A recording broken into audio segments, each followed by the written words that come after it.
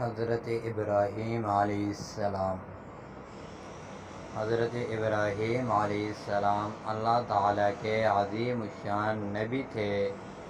قرآن عزیز کی ہدایت کا پیغام چونکہ ملت ابراہیمی کا پیغام ہے، اس لیے قرآن نے ان کے واقعات کو مختلف جگہ بیان کیا ہے، یعنی قرآن نے ان کے واقعات کو مختلف جگہ بیان کیا ہے۔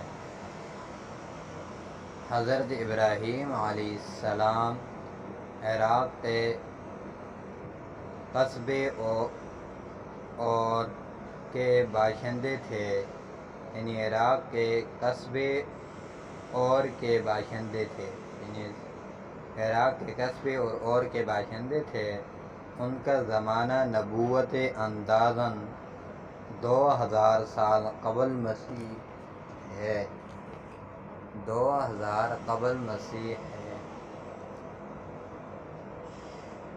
حضرت ابراہیم علیہ السلام کی قوم بت پرست بھی تھی اور ستارہ پرست بھی تھی، یعنی بتوں کی بھی بت پرست بھی تھی، بتوں کی بھی عبادت کرتی تھی اور ستاروں کی بھی عبادت کرتی تھی، اور وہ خود چونکہ اللہ تعالیٰ کی طرف سے اپنے قوم کی اصلاح کے لیے چن لیے گئے تھے اور دیکھ رہے تھے۔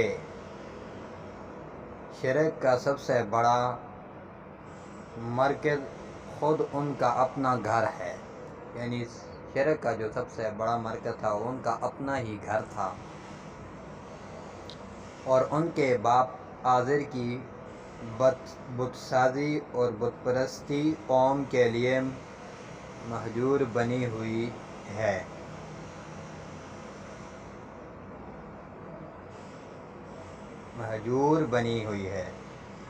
اس لیے قدرتی طور پر اللہ تعالیٰ کی تعلیم پہچاننے کا آغاز اپنے گھر سے کیا، یعنی اس لیے قدرتی طور پر اللہ تعالیٰ کی تعلیم پہچاننے کا آغاز اپنے گھر سے کیا، یعنی اللہ تعالیٰ کی تعلیم کو پہچاننے کا آغاز اپنے ہی گھر سے شروع کیا، یعنی اپنے گھر سے آغاز کیا تعلیم کا۔ آزر کو اسلام کی تلقین کی اور مستقیم دکھائی، یعنی اچھا راستہ دکھایا، لیکن اس پر آپ کی نصیحت کا کوئی اثر نہ ہوا، یعنی آزر کو اسلام کی تلقین کی، یعنی اسلام کی دعوت دی اور مستقیم کی دکھائی دی، یعنی اچھا راستہ دکھایا، لیکن اس پر آپ کی نصیحت کا کوئی اثر نہ ہوا، یعنی اس پر نصیحت جو آپ کی تھی اس پر کوئی اثر نہیں کیا اس کا۔ اس نے حضرت ابراہیم علیہ السلام کو ڈرایا اور کہا کہ ابراہیم، اگر تو بتوں کی برائی سے باز نہ آئے گا، یعنی اے ابراہیم اگر تو بتوں کی برائی سے باز نہ آئے گا تو میں تجھے سنسار کر دوں گا۔ اس نے حضرت ابراہیم علیہ السلام کو ڈرایا، یعنی آزر نے حضرت ابراہیم علیہ السلام کو ڈرایا اور کہا کہ ابراہیم اگر تو بتوں کی برائی سے باز نہ آئے گا تو میں تجھے سنسار کروں گا، یعنی پتھروں سے ماروں گا۔ حضرت ابراہیم علیہ السلام نے آزر کی سختی کا جواب سختی سے نہ دیا، یعنی آزر نے جو سختی سے کہا تھا حضرت ابراہیم علیہ السلام نے اس کے سختی کا جواب سختی سے نہیں دیا، اور اس کی تحقیر اور تذلیل بھی نہیں کی، یعنی اس کی تذلیل اور تحقیر بھی نہیں کی، یعنی برا بلا بھی نہیں کہا، بلکہ نرمی سے اخلاق کے ساتھ جواب دیا، اس کو جواب دیا۔ اگر میری بات کا یہی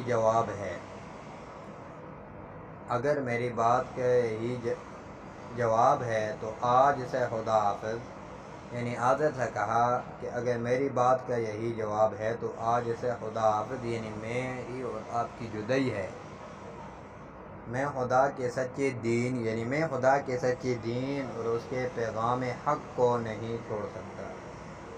حضرت ابراہیم علیہ السلام نے کہا کہ میں خدا کے سچے دین اور اس کے پیغام حق کو نہیں چھوڑ سکتا اور کسی طرح بتوں کی پوجا نہیں کر سکتا.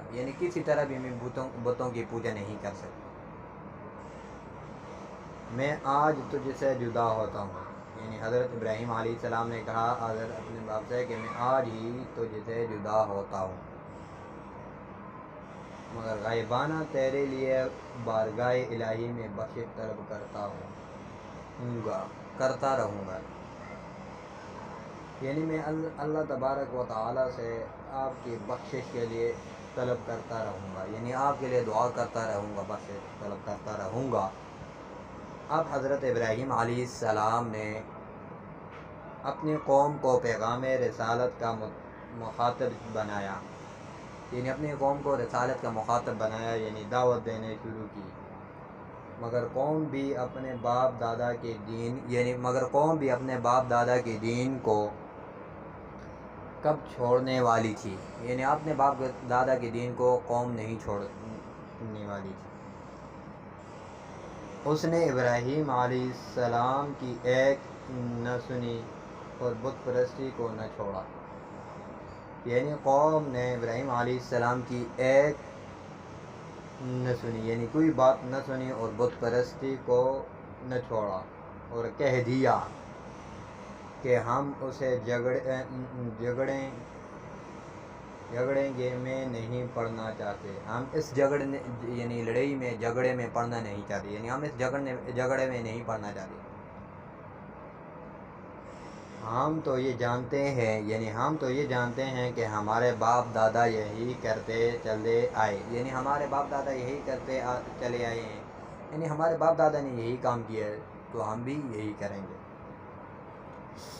حضرت ابراہیم علیہ السلام نے جب دیکھا کہ ہر قسم کی وعظ و نصیحت ابراہیم علیہ السلام نے جب دیکھا کہ ہر قسم کی وعظ و نصیحت بیکار ہے، ہر وعظ و نصیحت میری جو نصیحت ہے یہ بیکار ہے، تو انہوں نے تبلیغ کا ایک اور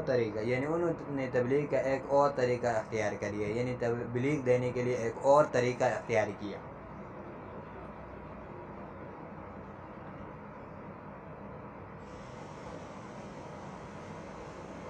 قوم مذہبی میلے کے لیے باہر گئی، قوم مذہبی میلے کے لیے میلہ جو ان کا ہوتا ہے اس کے لیے باہر نکل گئی. تو آپ نے بتوں